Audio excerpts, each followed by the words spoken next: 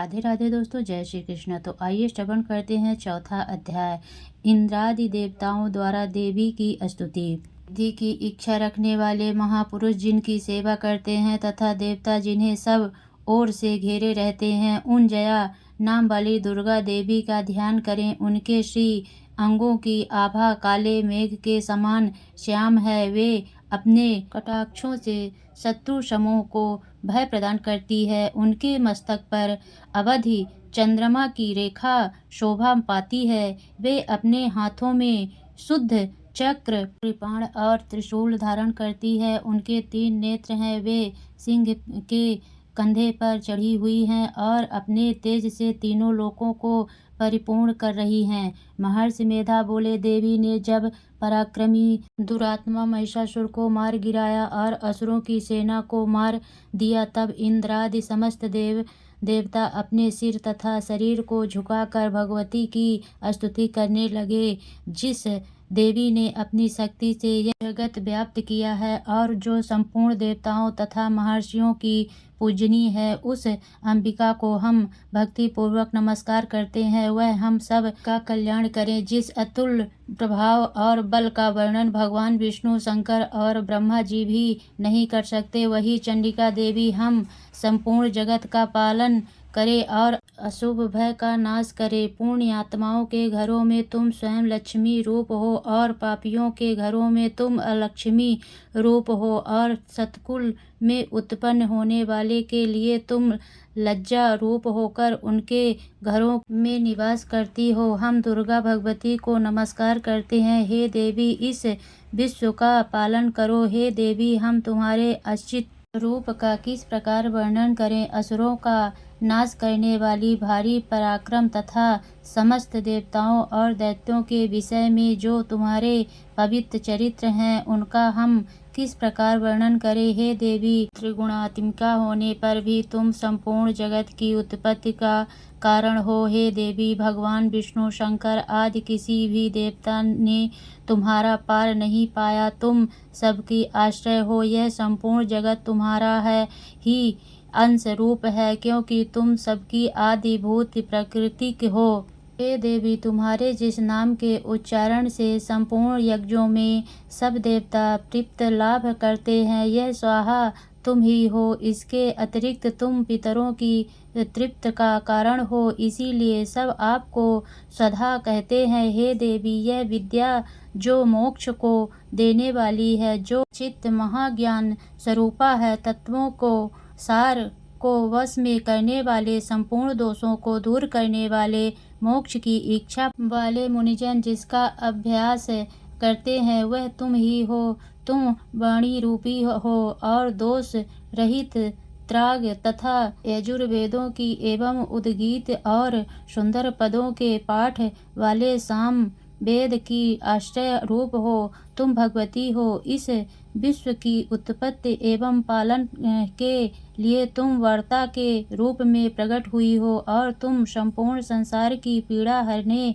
वाली हो। हे देवी, जिससे सारे शत्रुओं को जाना जाता है, वह मेधा शक्ति तुम ही हो, और दुर्गम भव सागर से पार करने वाली नौका भी तुम ही हो। लक्ष्मी रूप से विष्णु भगवान के हृदय में निवास करने वाली और भगवान महादेव द्वारा सम्मानित गौरी देवी तुम ही हो। मंद मुस्कान वाले निर्मल पूर्ण चंद्र बिंब के समान और उत्तम सुवर्ण की मनोहर कांति से कमनीय तुम्हारे मुख को देखकर भी महिषासुर क्रोध में भर गया। यह बड़े आश्चर्य की बात है। और हे देवी, तुम्हारा यही मुख जब क्रोध से भर गया तो उदय काल के चंद्रमा की भांति लाल हो गया और तनी हुई भौहों के कारण विकराल रूप हो गया। उसे देखकर भी महिषासुर के शीघ्र प्राण नहीं निकल गए। यही बड़े आश्चर्य की बात है। आपके कुपित मुख के दर्शन करने भला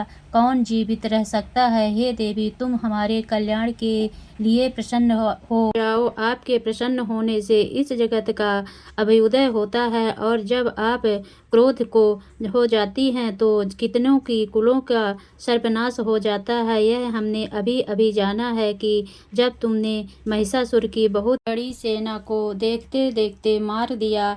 हे देवी, सदा अभ्युदय देने वाली तुम जिस पर प्रसन्न हो जाती हो, वही देश में सम्मानित होते हैं। उनके धन यश की वृद्धि होती है, उनका धर्म कभी शिथिल नहीं होता है, और उनके यह अधिक पुत्र पुत्रियां और नौकर होते हैं। हे देवी, तुम्हारी कृपा से ही धर्मात्मा पुरुष प्रतिदिन श्रद्धापूर्वक यज्ञ कराता है और धर्मानुकूल आचरण करता है, और उसके प्रभाव से स्वर्गलोक में जाता है, क्योंकि तुम तीनों लोकों में मनवांछित फल देने वाली हो। हे माँ दुर्गे, तुम स्मरण करने पर संपूर्ण जीवों के भय नष्ट कर देती हो, और स्थिर चित्त वालों के द्वारा चिंतन करने पर उन्हें और अत्यंत मंगल देती हो। हे दरिद्र दुख नाशिनी देवी, तुम्हारे सिवा दूसरा कौन है। तुम्हारा चित्त सदा दूसरों के उपकार में लगा रहता है। हे देवी, तुम शत्रुओं को इसीलिए मारती हो कि उनके मारने से दूसरों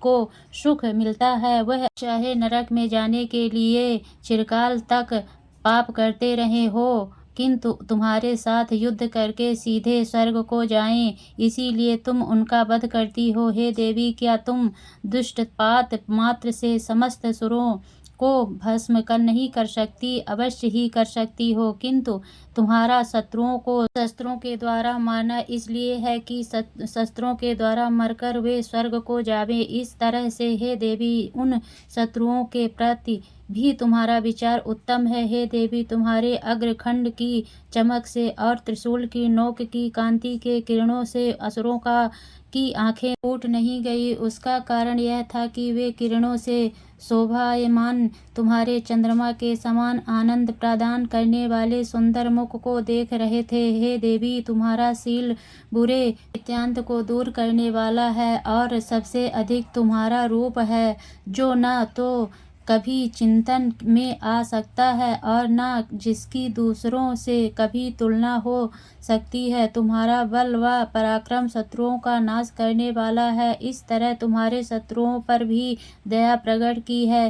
हे देवी, तुम्हारे बल की किसके साथ बराबरी की जा सकती है, तथा शत्रुओं को भय देने वाला इतना सुंदर रूप भी और किस का है। हृदय में कृपा और युद्ध में निष्ठुरता, यह दोनों बातें तीनों लोकों में केवल तुम्ही में देखने में आई है। हे माता, युद्ध भूमि में शत्रुओं को मारकर तुमने उन्हें स्वर्गलोक में पहुंचाया है। इस तरह तीनों लोकों की तुम्हें रक्षा की है, तथा उन उन्मत्त असुरों में से जो हमारे भय का कारण थे, उनको भी तुमने दूर किया है। तुमको हमारा नमस्कार है। हे देवी, तुम शूल तथा खड्ग में हमारी रक्षा करो, तथा घंटे की ध्वनि और धनुष की टंकारों से भी हमारी रक्षा करो। हे चंडिके, आपने शूल को घुमाकर पूर्व, पश्चिम, उत्तर तथा दक्षिण दिशा में हमारी रक्षा करो। तीनों लोकों में जो तुम्हारे सौम्य रूप है तथा घोर रूप है, उनसे हमारी रक्षा करो, तथा इस पृथ्वी की रक्षा करो। हे अंबिके, आपके कर पल्लवों में जो खड्ग, शूल और गदा है आदि शस्त्र शोभा पा रहे हैं, उनसे हमारी रक्षा करो। हर्ष बोले, इस प्रकार जब सब देवताओं ने जगत माता भवानी की स्तुति की और नंदवन के पुष्पों तथा गंध अनुलोपों द्वारा उनका पूजन किया, और फिर सबने मिलकर जब सुगंधित व दिव्य धूपों द्वारा उनको सुगंधित निवेदन की, तथा देवी के प्रसन्न होकर कहा। देवी बोली, हे देवताओं, तुम सब मुझसे मनवांछित वर मांगो। देवता बोले, हे भगवती, तुमने हमारा सब कुछ कार्य कर दिया, अब हमारे लिए कुछ भी मांगना बाकी नहीं रहा, क्योंकि तुमने हमारे शत्रु महिषासुर को मार डाला है। हे महेश्वरी, तुम इस पर भी यदि हमें कोई वर देना चाहती हो तो बस इतना वर दो कि जब जब हम आपका स्मरण करें तब तब आप हमारी विपत्तियों को हरण करने के लिए हमें दर्शन दिया करो। हे अंबिके, जो कोई भी तुम्हारी स्तुति करे तुम उनको विपत्ति, समृद्धि और वैभव देने के साथ ही उनके धन और स्त्री आदि संपत्ति बढ़ावे और सदा हम पर प्रसन्न रहें। महर्षि बोले, हे राजन, देवताओं ने जब जगत के लिए तथा अपने लिए इस प्रकार प्रश्न किया तो बस तथास्तु कहकर देवी अंतर्ध्यान हो गई। हे भूप, जिस प्रकार तूने लोकों का हित चाहने वाली यह भगवती देवी देवताओं के शरीर से उत्पन्न हुई थी, वह सारा वृत्तांत मैंने तुमसे कह दिया है। और इसके पश्चात दुष्ट असुरों तथा शुंभ निशुंभ का वध करने वाली और सब लोगों की रक्षा करने के लिए जिस प्रकार गौरी देवी के शरीर से उत्पन्न हुई थी, वह सारा वृत्तांत मैं यथावत वर्णन करता हूँ। इस प्रकार श्री मार्कंडेय पुराण में वर्णिक मंत्र की कथा के अंतर्गत देवी महात्म्य में देवी स्तुति नामक चौथा अध्याय पूरा हुआ।